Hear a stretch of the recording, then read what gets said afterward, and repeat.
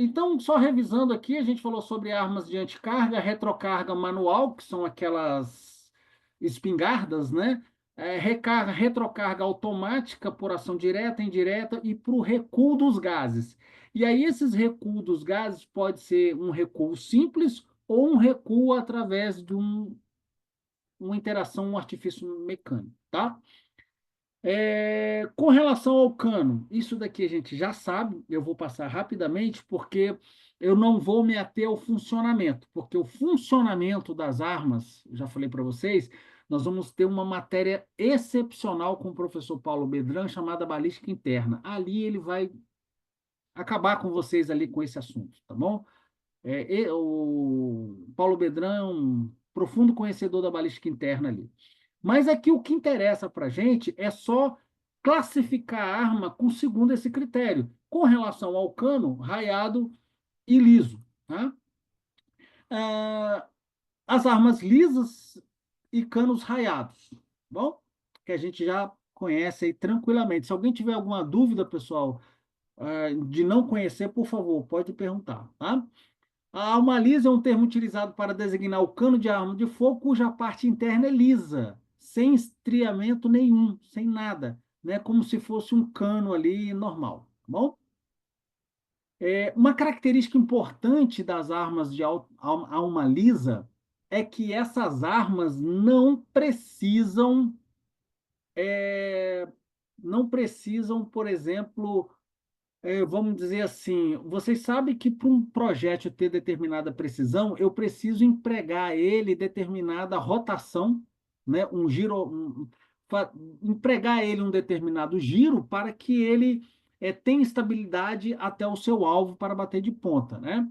E a gente sabe disso. Só que isso não é muito empregado nas armas de alma lisa. Porém, uma característica importante dela é que eu posso colocar ali à disposição um conjunto gigante de munições. Inclusive, pessoal, mesclar essas munições. Eu posso, por exemplo, criar uma munição, tirar toda a parte da bucha, tudo isso aqui, colocar gesso para abrir porta. Então, eu posso fazer assim, muita coisa com essas armas de alma lisa, ok? Projete múltiplos projéteis e projéteis singulares, como esse daqui, né?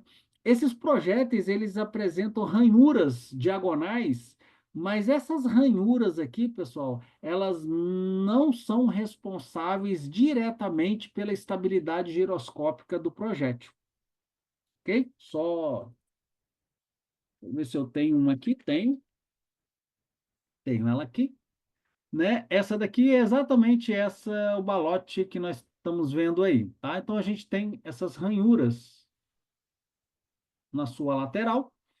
É claro que quando esse projétil sair do cano de uma calibre 12, essas ranhuras em diagonal, elas vão imprimir uma certa rotação a esse projétil, mas Professor, não é essa rotação responsável pela estabilidade giroscópica do projétil até o alvo.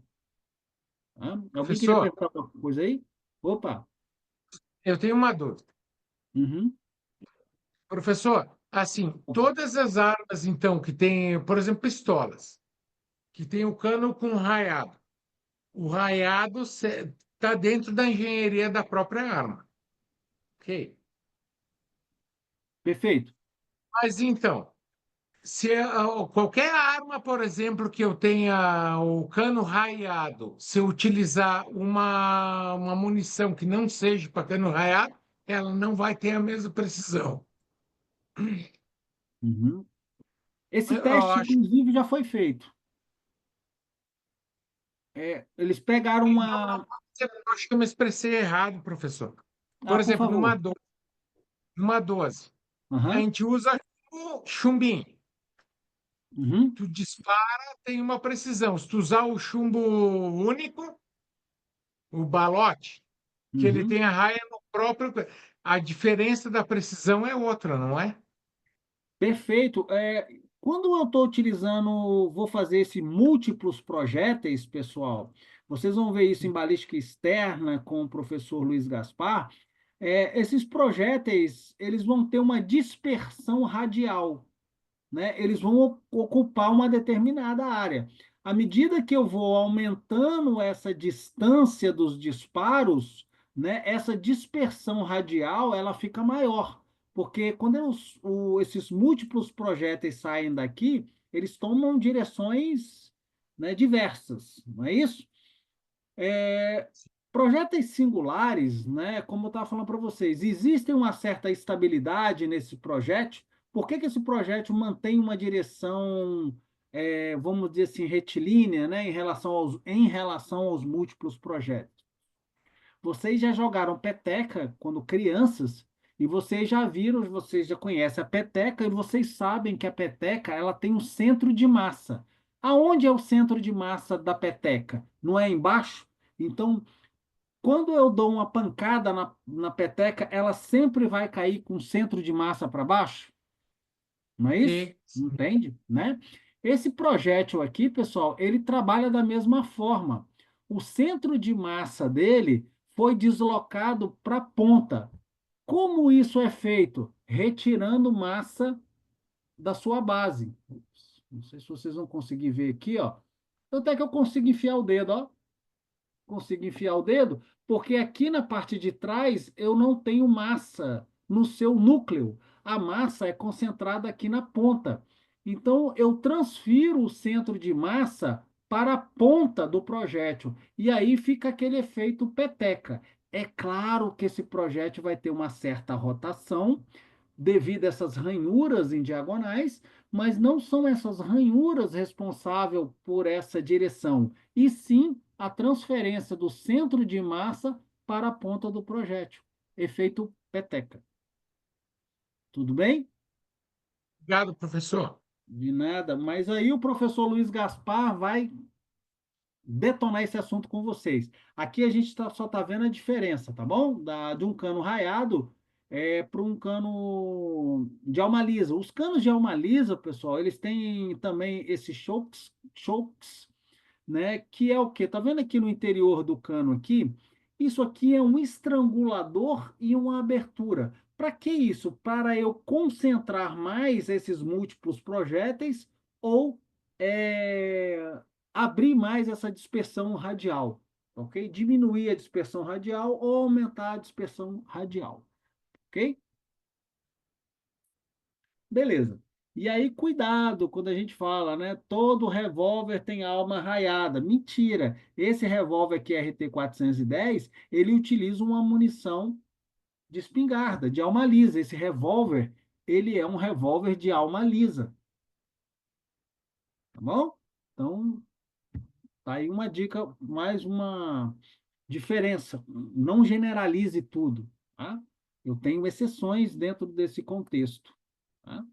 As armas raiadas, elas têm uma história, né, que não faz parte da gente contar esse objetivo agora, mas a raia, ela foi criada por um matemático, se eu não me engano, escocês, que está até aqui na nossa transparência, não sei onde ele está, mas ele está ali, eu acho que eu tirei ele.